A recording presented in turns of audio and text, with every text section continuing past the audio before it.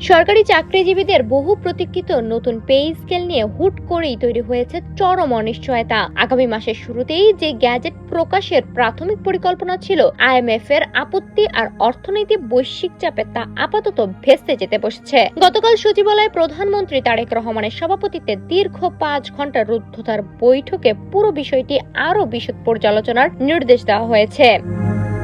মূল জটিলতা তৈরি করেছে ঋণদাতা সংস্থা আইএমএফ। বাংলাদেশ সফরে এসে তারা নতুন পে স্কেল অন্তত 2 বছর স্থগিত রাখার এক প্রকার অদৃশ্য শর্ত জুড়ে দিয়েছে। যদিও সরকার এই সুপারিশ পুরোপুরি গিলতে নারাজ, তবুও আন্তর্জাতিক আর্থিক বাস্তবতা এড়াতে গ্যাজেট প্রকাশ কিছুটা পিছিয়ে দেওয়ার কৌশল নেওয়া হচ্ছে। অক্টোবরে থাইল্যান্ডে আইএমএফ এর বার্ষিক সভার পরে চূড়ান্ত সিদ্ধান্তের আভাস মিলেছে।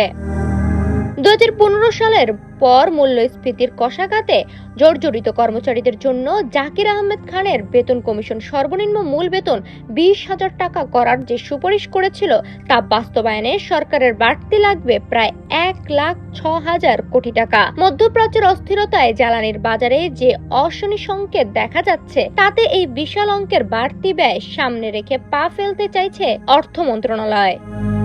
তবে পে স্কেল ঘোষণার দিনক্ষণ যতই পেছাক, আশা ছাড়ছেন না সরকারি কর্মচারীরা। কারণ চলতি বাজেটে আগেই বরাদ্দ রাখা হয়েছে বাড়তি 44,000 কোটি টাকা। অর্থাৎ গ্যাজেট অক্টোবরে আসুক বা পরে, নতুন স্কেল কার্যকর হবে সেই গত জুলাই থেকেই। ডেস্ক রিপোর্ট, সোনালী নিউজ।